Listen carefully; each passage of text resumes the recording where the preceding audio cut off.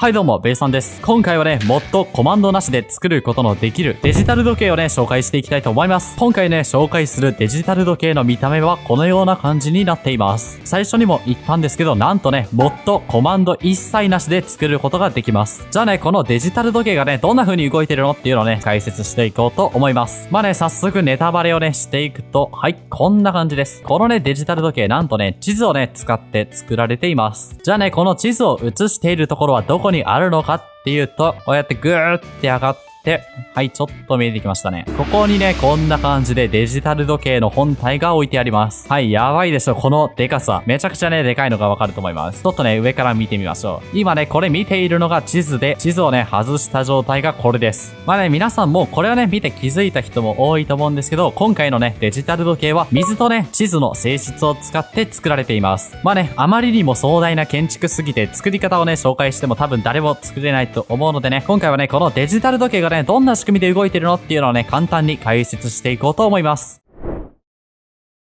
はい、そしたらね、仕組みを解説していこうと思います。まずはね、ちょっとこれ近くに行って見てみましょう。近づくとデカさがより伝わりますね。なんとね、この巨大な場所をね、贅沢に使って数字のね、一本の線を表現しています。で、この水っていうのは、ここにあるね、発射装置という部品によって出したりね、戻ったりしてるんですけど、このね、発射装置から水が出るのか出ないのかっていうのをね、決めてる、そのね、制御をしている部分が、はい、下側にあります。はい、こんな感じですね。まあね、想像していたよりは、意外とね、回路すっからかんなんじゃないかなと思います。それではね、ここで何をしてるかっていうのをね、簡単に説明していきましょう。まずはね、こちらですね。ここはクロック回路ですね。この粘着ピストンがガシャンガシャンって動くことによって、まあ何秒に1回動作するみたいな、そういうのをね、制御しています。で、ここでね、レッドストーンブロックが動いて、このレッドストーンパウダーがね、オンになったりオフになったりするんですけど、それをね、ここのオブザーバーで感知しています。で、オブザーバーがね、感知すると、後ろ側でね、動いてるんですけど、これ見えますかね？まあこんな感じで何秒に1回ぐらいのペースで、この大釜とね、ガラスが一緒にね、合わさってぐるぐるっと回転してます。じゃあこのね、大釜とガラスは何をしているのっていうのをね、説明していきましょう。このね、大釜とガラスはね、実はこの文字のね、形を作ってます。実はね、今ね、地図に表示されているデジタル時計の数字っていうのは7本の線で作られています。で、このね、大釜とガラスの塊よく見ると、同じね、作りのものが合わせてね、7個繋がってできてるのがね、わかるんじゃないかなと思います。で、この7本の線が、今ね、水を出せばいいのか出さなくていいのかっていうのを判断している装置がここの部分になっています。で、具体的にどんなことをしているかっていうと、ここにね、大釜があって、大釜っていうのはコンパレーターで反応するので、この大釜があるときは水が出て、大釜がないところは水が出ないみたいな、そういうことをしています。まあ、なのでね、今ここにある7個のね、列のうちの1個だけガラスになっていて、それによってね、0のこのね、真ん中の線、ここだけが消えてるっていう、そういうことになってるんですね。で、こんな感じでね、数字をね、ぐるぐるぐるぐる回転させていたら、今ね、2の部分がやがてね、9になる時が来ますよね。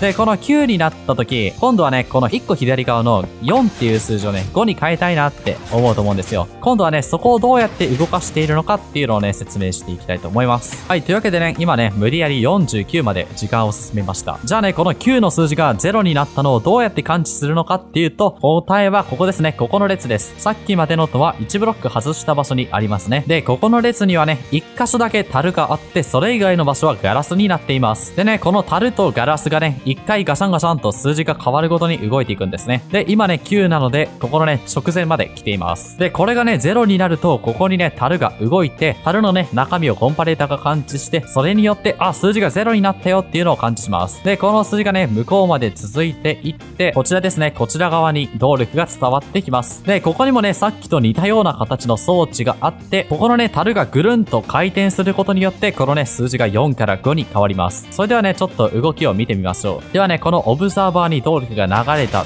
そうしたらここがね、9になって、ここに樽が来ますね。そうすると、その変化を感じ取って、こちら側にね、動力が伝わって、はい、数字がね、5に変わったのがわかるんじゃないかなと思います。まあ、こんな感じで数字をね、繰り上げていきます。で、そうなったらね、今ね、50になっているので、今度はね、この50が0になった時、こちら側にね、移動させたいですよね。なので、ここにもね、全く同じ装置があって、時計はね、99までじゃなくて、59までしかね、数字がないので、まあ、こんな感じでね、6つの樽でぐるぐる回るようにしています。はい、そうすると0になっ、ここのね、樽が動いたので、こちら側から動力が伝わって、はい、ここにやってきます。今ね、数字が7から8に変わったのがわかると思います。で、ここもね、めちゃくちゃごついのがね、あると思うんですけど、仕組みはね、全く一緒です。じゃあね、なんでここだけこんなに極端にね、数が多いのかっていうのをね、説明していきます。時計の時間っていうのは19の次に20、29の次に30といった感じで綺麗に動いていくわけではなくて、23の次は急に0っていうね、すごい変な動き方をするんですよね。なので、こんな感じで無理やり24個の樽をぐるぐる回転させて、0時から23時までの時間を表現しています。まあ、仕組みはね、こんな感じですね。で、この後ろの部分ね、結構ややこしい動きをしているかのように見えるんですけど、ここね、実はやってることめちゃくちゃシンプルで、ここのね、それぞれの樽があるかどうかっていうのを無理やりレッドストーンパウダーで繋げて、で、それぞれ対応しているディスペンサーにね、動力を繋げているという、そんだけの動きです。まあ、なので、ごちゃごちゃしているように見えますが、実はね、めちゃくちゃシンプルな作りでできています。じゃあね、一回ね、動かしてみて、実際にこの裏側がどんな風に動いてるのかっていうのを見てみましょう。まず、ここが一番下の位ですね。こんな感じですごい頻繁に動いてるのがわかると思います。で、ここですね。ここの樽がね、1個ずつ動いてるのが見えますね。で、この樽が移動してきて、はい、今数字が9ですね。9なので直前まで来ました。で、0になったら、ここだけチカッとして向こう側が動きます。そうすると、はい、1に数字が変わりましたね。はい、というわけでね、今回の解説はこんな感じです。この時計、地図を使っていることが原因で、このね、本体の近くにいないと全くね、意味がありません。しかもね、動作させたい場合は自分でね、地図をね、片手に持っている必要があります。まあ、こんな感じでね、サバイバルで全く実用性はないんですけど、少しでもね、面白いなと思ってくれたら嬉しいです。はい、というわけでね、今回はこんな感じのね、やばすぎるデジタル時計をね、紹介しました。コメント欄で作ってほしい回路や建築のリクエストを受け付けているので、ぜひね、コメントしていってください。それではご視聴ありがとうございました。